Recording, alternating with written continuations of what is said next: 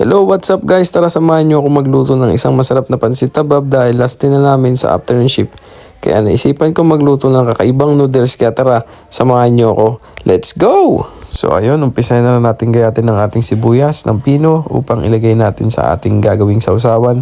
Isunod na rin natin yung ating bawang, gayatin din natin ng pino. Isunod naman nating baltanay ang ating chokols o tawagin natin sa atin ay sayote.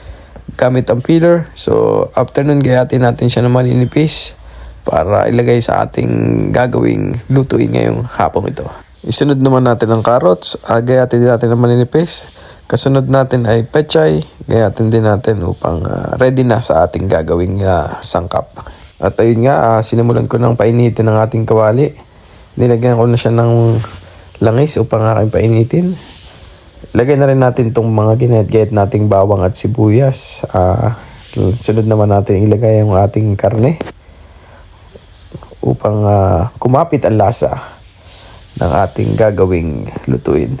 Kasunod, nilagyan ko ng paminta, toyo, at saka konting asukal para kumapit ang tamis. So ayun nga, luto na siya. Kaya iset aside muna natin kasi ready naman natin yung iba nating lulutuin. So ayun nga, after kong iset aside yung ating nilutong karne, nagpainit ulit na ako ng kawali.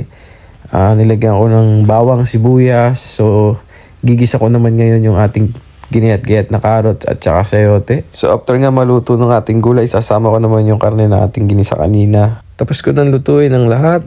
Set aside ulit natin. Lutuin naman natin ngayon ng noodles. Magisa ulit tayo ng bawang at sibuyas.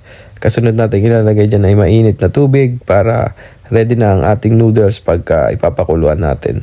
At kung nanonood ka sa video ito, paki-comment kung tagasan ka para malaman ko naman kung saan nakarating ang video na to.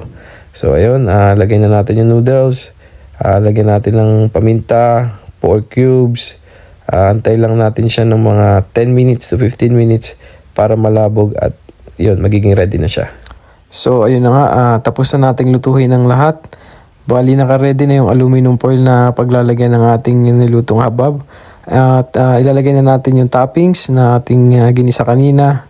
Tulad na lang ng mga gulay, karne. Tapos sunod natin ilalagay yung longganisan lokban para may kakaibang lasa. And after nan, ginayat-gayat tayong mga sibuyas na pabilog. Ilagay natin para magandang tingnan. And nag-add din ako dyan ng itlog ng pugo or quail egg para maganda ang design. So ayun, ito yung naging result ng ating nilutong pansit tabab. Sana magustuhan nyo. Thank you!